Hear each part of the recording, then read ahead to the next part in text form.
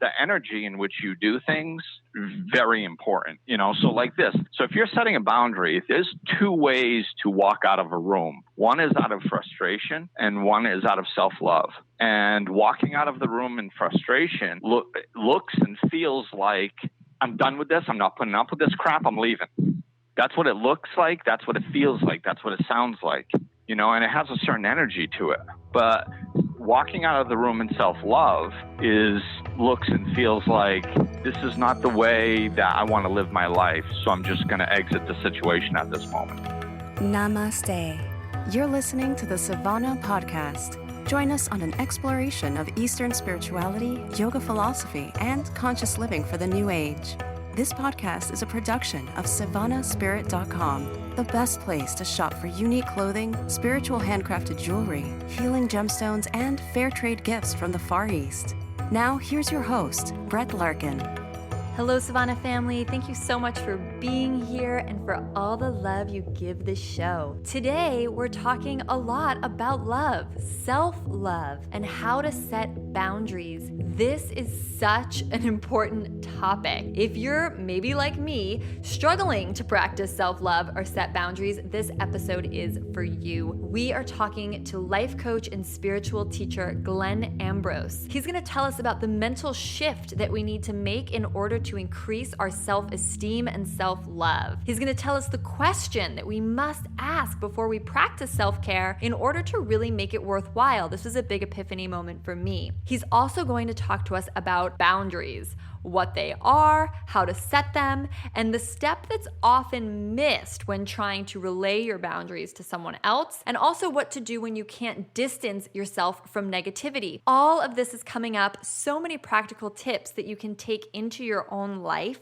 Before we dive into this week's episode, I just wanted to remind you of how you can support the show. Keep content like this coming to you. The number one way is to leave a rating or review here on iTunes. Even if iTunes isn't how you normally listen to the show, it really makes a big difference and helps more people access this content. People who are looking to transform their life through yoga and meditation. I really appreciate your reviews. And the other big way is to make a purchase at savannahspirit.com. This podcast is brought to you by Savannah Spirit. It's a family-owned company, and it's an incredible online shop for yoga clothing, healing jewelry, and unique spiritual fair trade gifts. When you make a purchase on SavannahSpirit.com, each and every one of those purchases helps supply and distribute vitamin A to Indian children who are in desperate need. So you're supporting the podcast and your money is going to a good cause. And you can use that code podcast30 for 30% off anything your heart desires. I'm going to recommend their crystals and energy stones that can also really help you set boundaries if that's something you're interested in. All right, now, without further ado, let's dive into today's episode.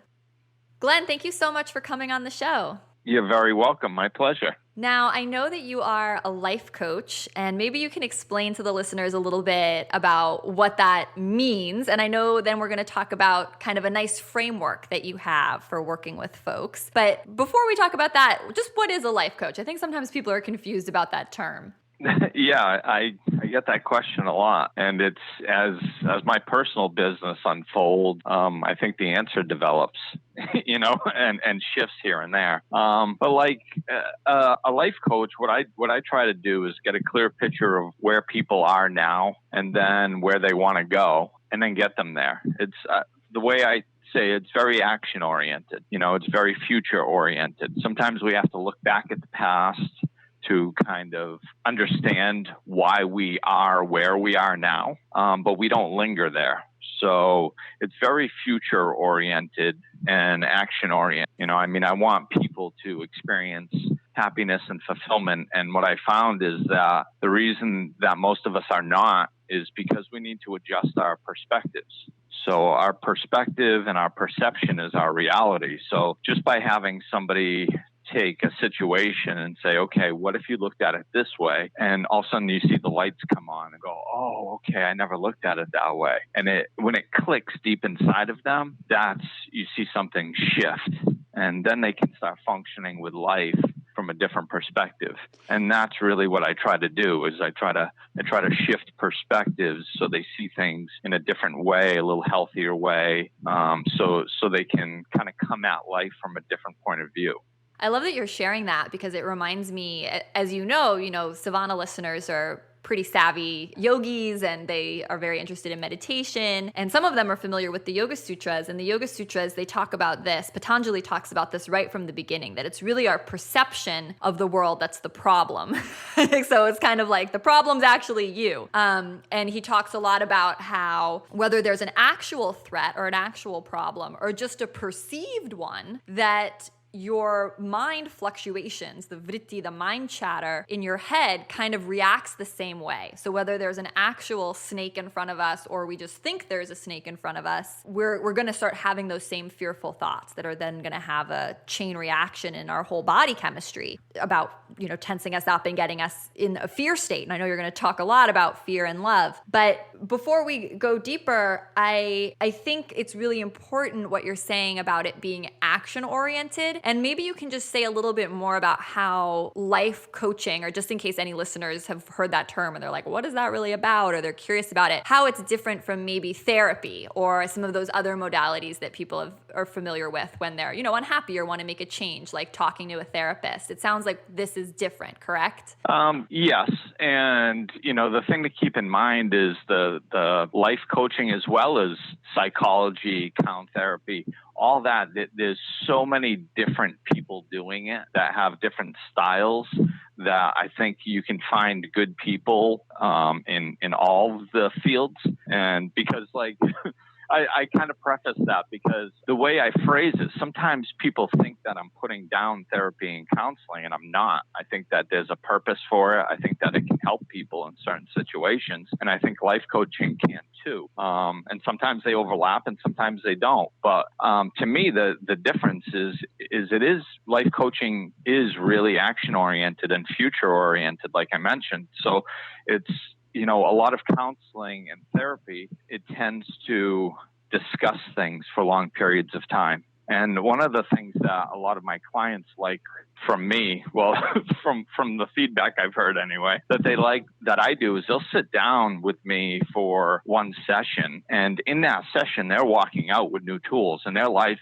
is starting to change at that time. I'm not discussing something for 5 years. If you have an issue, and I saw somebody, like I said, like this isn't all therapists or all counselors or anything, but I saw some guy on TV about a month ago, and he had some sort of addiction issue. I think it might have been shopping or something like that. And he was like, yeah, I've been seeing the same therapist for 20 years about this, and she's great. And I'm thinking, like, you've been seeing a therapist for 20 years about an addiction issue, and you still have it? Like, that's not good. That's exactly what I don't do.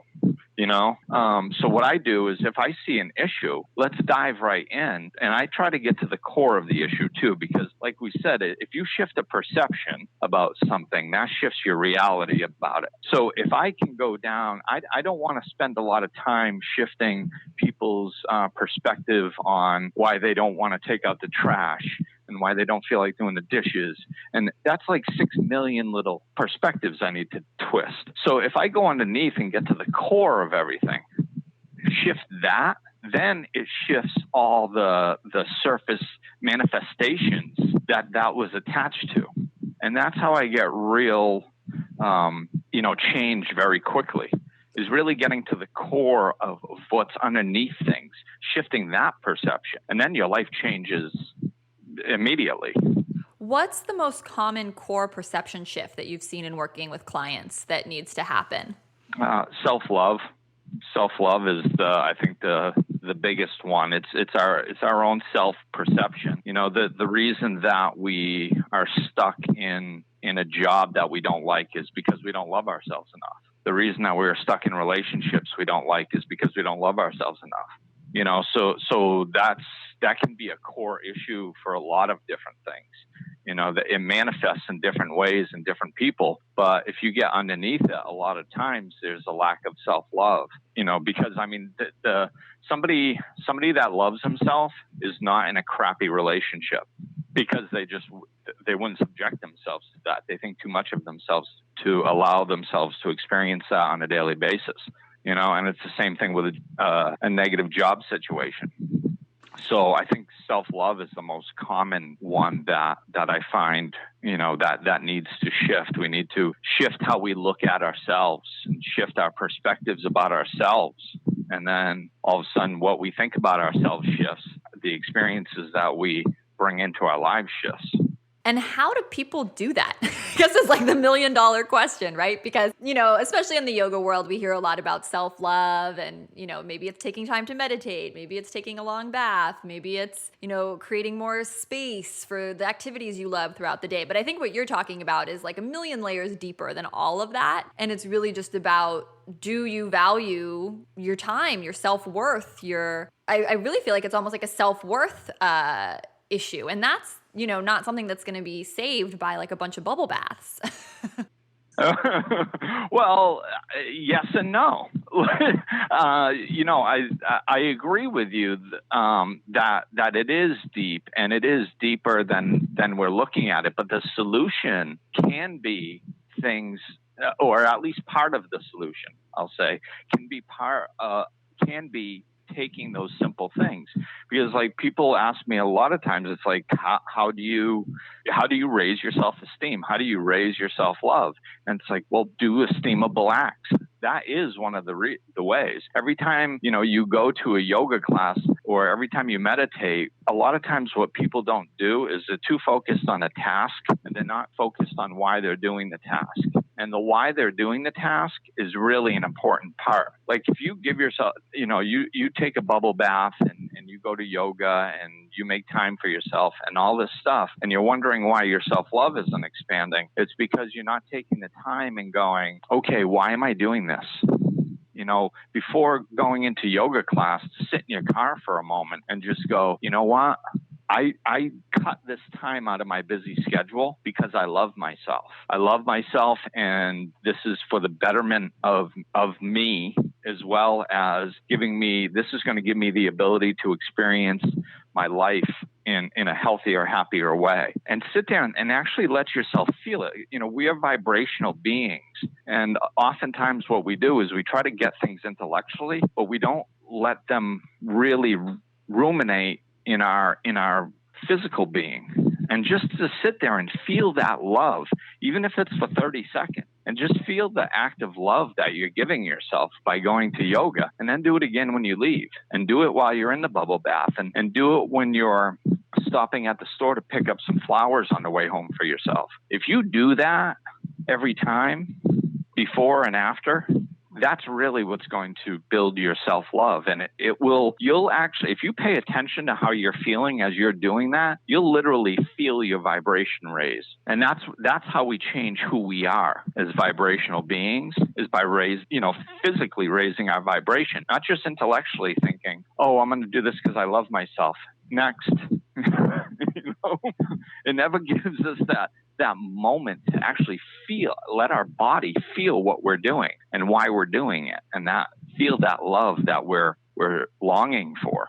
I think that's a great tip. I really like it. I'm curious to hear more from you about, I think one thing that can help when people, or I know this has been helpful to me in practicing self-love, self-compassion, building that self-esteem, is trying to have a sense of a bigger purpose, reason why I'm here, right? So maybe I don't think I deserve to take time to, go to yoga and, do this, long nightly ritual and all that stuff. But when I reframe that as well, doing that self-care is in service of my big dream. It's going to help me perform at my peak, and I want to be in service of others. For me, that's often been a helpful way to kind of get the self-love gears going when I put it in the context of like, well, I can't do my best work if I'm not taking care of myself first. Do you agree with that?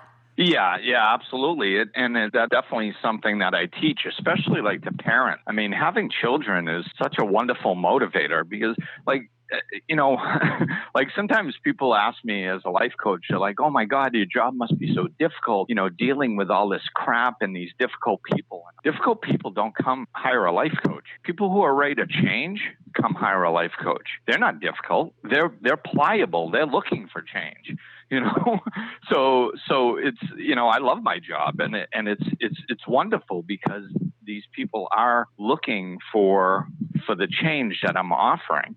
And it's that implementing the new things and looking at things differently that really is going to shift their perspective. And as like parents, the people I work with are very loving people. So I said that they're pliable and they're looking for change, but they're also very loving. People who are really caught up in an egoic place of being a jerk are not going to come see a life coach. So I have a bunch of big-hearted, caring people. And basically, I think in history, what we've had is people, the only examples we've had of caring for ourselves are things like Mother Teresa or just mothers in general in the past, where they just gave and gave and gave of themselves at the detriment of themselves. And so I think in history, we think that's the only way to be a good person. So what I do is I'll talk to people like parents, and I'll be like, okay, well, you love your children, right? So if your children are in their 30s and 40s and they're developing their own families and they're busy with their work and buying a house and all this stuff, how do you think that they're going to manage the stress? They're going to manage it the exact same way they see you doing. They're not going to do it the way you tell them to do it. They're going to do the way that is modeled for them by their parents. So why don't we model for our children a healthier way? And I'm a single parent. And when my son was around 8 years old, I was putting him to bed one night, and he said, I says, you're my number one priority. And he goes, no, I'm not, Dad. And I knew where he was going because I had taught him it, but I wanted to hear his perspective on it. So I said, well, what do you mean? And he goes, first, it's your connection with God. He goes, second, you have to take care of yourself so you can take care of me. And then third is me. So technically I'm third. And he's a smart kid. By that. Yeah, absolutely. And I said, you're right. You know what? And he didn't feel like he was in third place. He understood that the first two were just to take care of myself so I could be the best father I could for him, and that's what we have to do. So it's like if we prioritize our lives like that and we show our children that, then they're going to learn how to care for themselves by what we model to them. And they're not going to feel like they're second place because they're going to know that the first two that we're doing is for them anyway. And, when my son would see me as a young kid, and I'd be like, if you see my door closed in my bedroom, you need to give me a few minutes. I'm meditating. And at first he didn't want to do that. Of course he didn't want to do that. But after a little while, and I'd tell him, I go, pay attention in the energy that I'm in when I walk in that room and when I walk out, and it did not take him long at all to figure out letting me go in that room for 5 minutes was a really good idea, because I was at the end of my rope a few times and I needed to recenter myself, so that kids can see that stuff. I love it. And I love what you're saying in catching on to what I was saying, that, it helps to have this vision or kind of bigger purpose that you're living into, but it doesn't necessarily have to be any more complicated than just being a good role model, whether it's for your children or if you don't have children, for your parents, right? Sometimes you need to step into the role of the leader and healer of your family. And it's just so beautiful what you're sharing about leading by example, because it really is the only way. I have this too, where a lot of people ask me, well, I want my partner to get into yoga and meditation, right? Or I want my friends to, like, how can I get the people I love to experience the benefits of this practice? And I always tell them, you can't really convince them with words. I mean, sure, you can share your enthusiasm and share that you love it, but the best way is to just lead by example. And they're going to see how your life is changing and maybe how your body's changing, how your energy is changing. And then there might take 5 months, might take 5 years, but at some point they are going to ask you, like, hey, what's this yoga and meditation thing you're doing, right? Like, how can I get a part of this too? And it's hard to remember in the moment, but leading by example is so powerful. Right. And it's really the only thing, truly, it's the only thing that we can do. We cannot change others, and I learned that trial by fire, I think, when I first started doing this type of work. It's like I immediately started working with addicts and alcoholics. And you want to learn real quick that you can't fix people, go work with a bunch of addicts and alcoholics, because what's going to happen is you're going to put your heart and your soul into it, and you're going to see them destroying their lives, and you do everything you can and give them the information they need to change their lives. And then all of a sudden you go to a few funerals, and it teaches you real quick that I am not in control of what people do with the information that I give them, but what I can do is I can just keep putting it out. And the ones that are capable of grabbing onto it will, there's three types of people who see when they are shown, and people who don't see even when they're shown. And the people who don't see even when they're shown, they are locked into the way they want to live their life. And we have to let them be. It's the people who see once they're shown that we can have the most hope for. There's a huge spiritual shift going on, and not everybody's going to shift tomorrow. But the people who are capable of seeing once they're shown, they're the ones that are going to light off of you. And that's how I envision it. I envision it like I envision myself as a bonfire. And the brighter I burn, the further my light shines and the further my heat. And I view every person as like a match. So they've got that sulfur head on top that can ignite at any moment. We all have the capability of waking up within us. So it's just a matter of, if that match gets close enough to that bonfire, it's going to light, unless there's a wall built up around it, which people have free will, and they have the ability to build these walls around their match head so they can't light off. And we can't control that if that's the case. And we can't always see it either. Some people we think are going to get it, and they just, all of a sudden, they hit their threshold of fear, and they just shut down and walk away. And we're like, wow, I thought that one was doing good, And then you got somebody else that's very defensive, and you're like, oh my God, they're not really open. And then all of a sudden they open up like a flower, and it's like, oh my goodness, I never thought that one was going to get it. We just never know. So all we can do is just burn brightly and shine as bright as we can. Keep working. All work is self-work, I always say. So just keep working on ourselves, keep burning our light brighter and brighter. And then all of a sudden what happens is we start seeing people lighting off of us in ways that we never expected.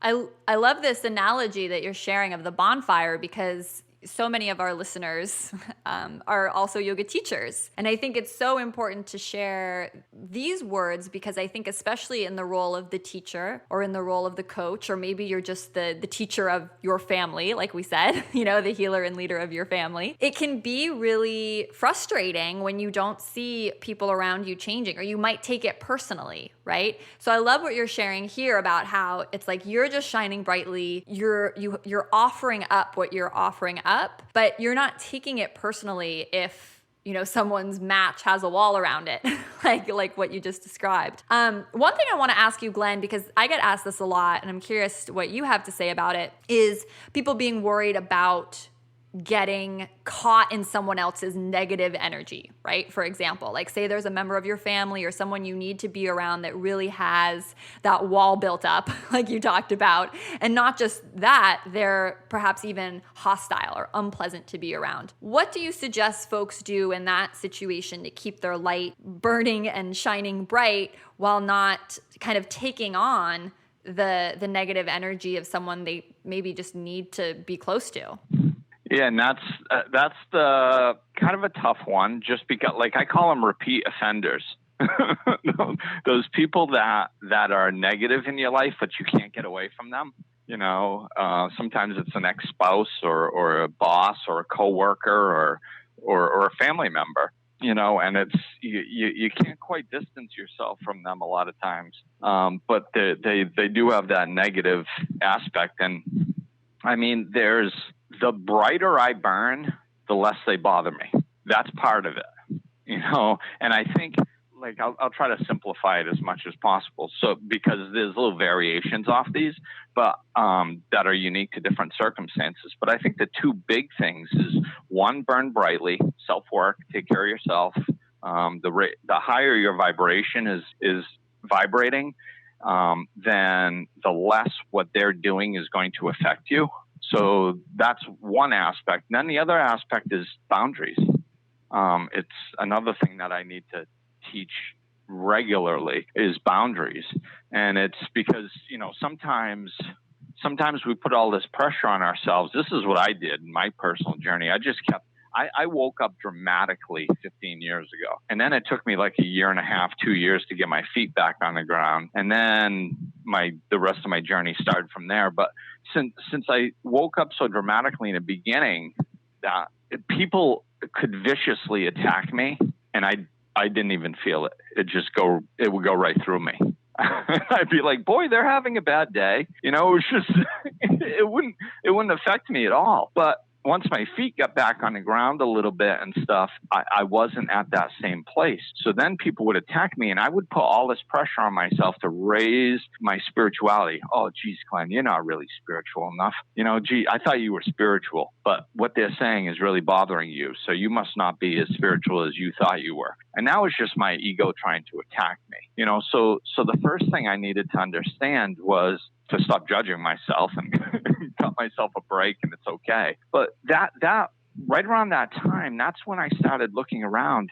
That feeling would come up every once in a while. And after a few times, I was like, is there something I'm missing? And what I got was the second piece, and that's the part about boundaries. It's just, I was subjecting myself to negativity in ways that if I set up some boundaries, I didn't have to expose myself to that. And I was just doing it and putting all the pressure on me to rise above it. It's like, well, what? I've got an idea. Why don't you just don't expose yourself to it?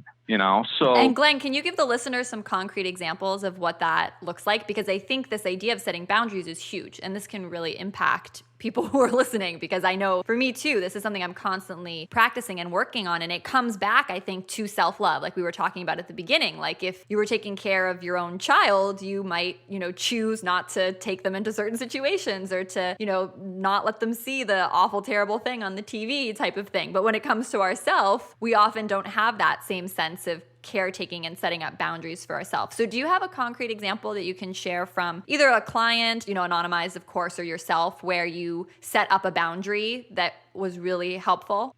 So, yeah, as far as concrete examples of setting boundaries, I think like some of the things that I have people do is first what you have to do is let people know what the consequence is going to be if they break your boundary. And then you have to stand in it. So sometimes that looks like, saying if somebody's texting you and you just say, okay, well, I'm done talking about this.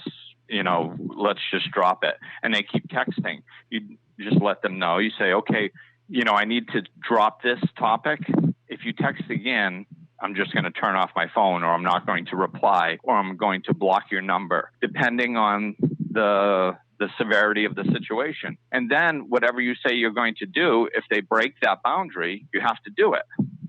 Same thing with emails. You just, you stop. Or if there's, somebody that you have a tendency to argue with, you can usually, when you're setting boundaries, I tell people, especially with these people in your lives, sit down and set this stuff up ahead of time.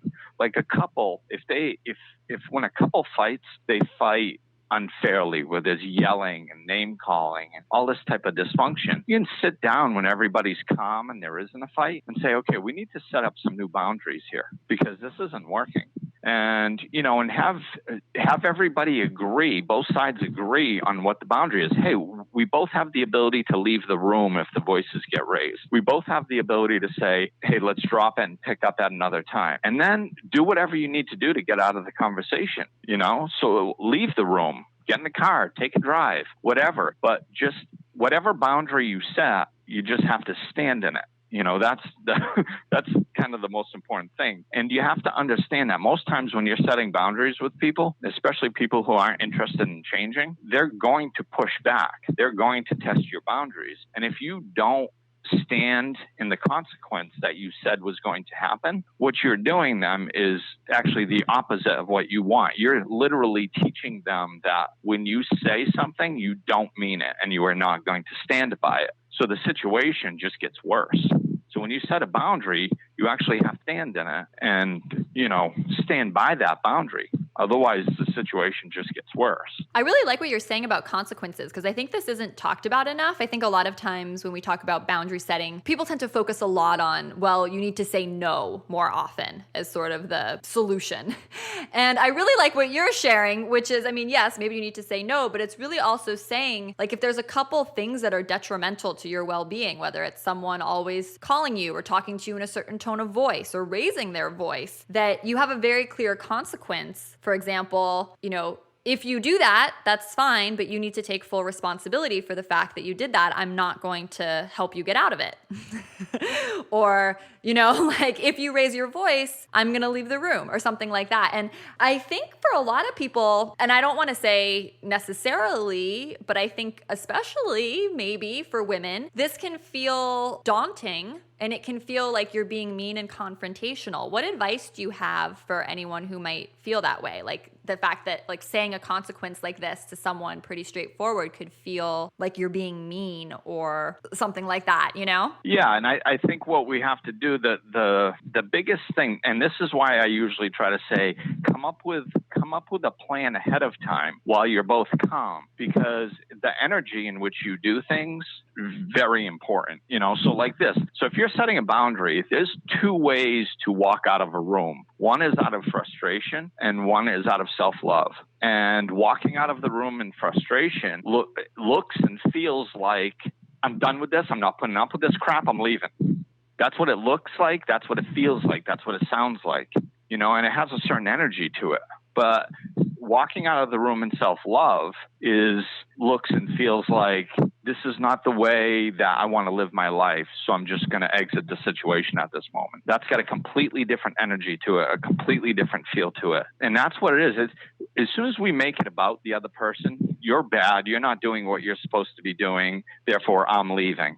That's frustration, and it just breeds more frustration, But if we make it about ourselves, this is just not how I choose to live. That's all. You can stand in the room screaming. That's fine. That's your prerogative. It's your life. You get to stand in a room screaming for the rest of your life if you so choose. I'm just not going to be here being a part of it. That's all. And that's how we need to shift our perspectives on this type of stuff. We have to understand that if we're acting out of frustration and anger, then that's just bringing more frustration and anger into an already futile, volatile situation. But if we bring love, self-love, any love into a situation, then it's going to actually help to extinguish that fire and put out some of that anger energy. I love it. I love what you're sharing.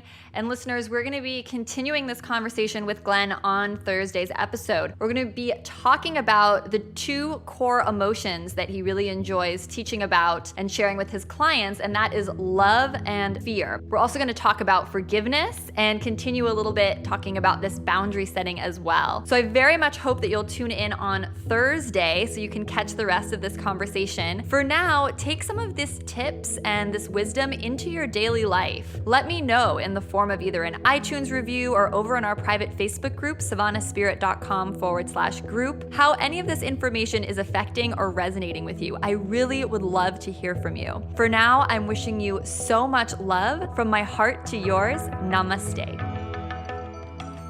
You've been listening to the Savannah Podcast. To find out more about Savannah, go to savannahspirit.com or follow Savannah on Facebook at facebook.com/Savannah Spirit. For daily inspiration, check out our blog at savannaeast.com.